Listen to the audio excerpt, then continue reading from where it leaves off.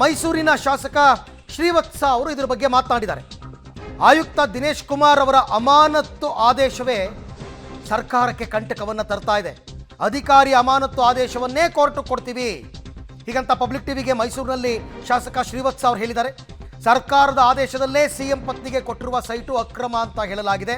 ಅಧಿಕಾರಿ ಅಮಾನತ್ತು ಮಾತ್ರವಲ್ಲ, ಬಂಧನ ಕೂಡ ಆಗಬೇಕು ಅಂತ ಶ್ರೀವತ್ಸ ಅವರ ಮಾತು. ವಿಚಾರದಲ್ಲಿ ಈಗ ಮೊದಲ ವಿಕೆಟ್ ಪತನ ಆಗಿರುವಂಥದ್ದು. ಈ ಹಿಂದಿನ ಆಯುಕ್ತರಾಗಿದ್ದಂತಹ ದಿನೇಶ್ ಕುಮಾರನ್ನು ಈಗ ರಾಜ್ಯ ಸರ್ಕಾರ ಅಮಾನತನ್ನು ಮಾಡಿದೆ. ಈಗ ಇದರ ಬಗ್ಗೆ ಮೊದಲು ಬೆಳಕು ಚೆಲ್ಲಿದಂತಹ ಮೈಸೂರಿನ KR ಕ್ಷೇತ್ರದ ಶಾಸಕರಾಗಿರುವಂತಹ ಶ್ರೀವತ್ಸ ಅವರಿಗೆ ನಮ್ಮ ಜೊತೆಲಿದ್ದಾರೆ. ಸರ್, ಆರಂಭದಲ್ಲಿ ಈಗ ನಿಮ್ಮದೊಂದು ಆಗ್ರಹ ಇತ್ತು, ಆಯುಕ್ತರ ಸಸ್ಪೆಂಡ್ ಆಗಬೇಕಂತ.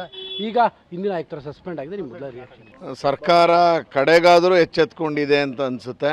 ಭಾಳ ಹಿಂದೆ ಮಾಡಬೇಕಾಗಿತ್ತು. 2-2.5 ತಿಂಗಳಿಂದಾನೇ ಅಧಿಕಾರಿನ ಹಾಗೆ ಬಿಟ್ಟಿರೋದು ಸರಿ ಇರಲಿಲ್ಲ. ಮೊನ್ನೆ ಲೋಕಾಯುಕ್ತಕ್ಕೆ ದೂರ ಸಲ್ಲಿಸಿದ ನಂತರ ಲೋಕಾಯುಕ್ತದವ್ರ ಮೇಲೆ ತನಿಖೆ ಆಗುತ್ತೆ ಅಂತ ಗೊತ್ತಾದ ಮೇಲೆ ಮಾಡಿದ್ದಾರೆ ಅಂತ ಅನಿಸುತ್ತೆ.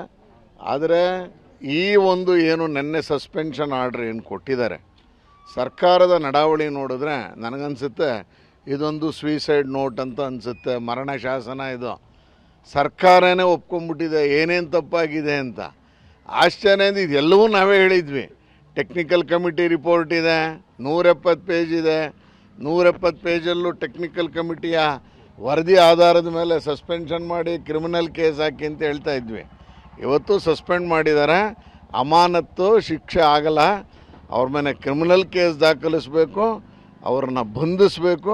ಇವರೊಬ್ಬರೇ ಅಲ್ಲ, ಇದರ ಹಿಂದಿನ ಆಯುಕ್ತರು ಇದರ ಹಿಂದೆ ಭಾಳ ದೊಡ್ಡ ಪಾತ್ರ ಇದೆ. ಆ ಥರ ಮಾಡಿದ ನಿರ್ಣಯವೇ ಆಗಿಲ್ಲ ಅಂತ ನಿರ್ಣಯವನ್ನು ಓದಿ ತೋರಿಸಿದಂಥ ಆಯುಕ್ತರು ಎಲ್ಲರನ್ನೂ ಬಂಧಿಸಬೇಕು ಅನ್ನೋ ಆಗ್ರಹವನ್ನು ನಾನು ಈ ಸಂದರ್ಭದಲ್ಲಿ ಮಾಡ್ತಾ ಇದ್ದೀನಿ.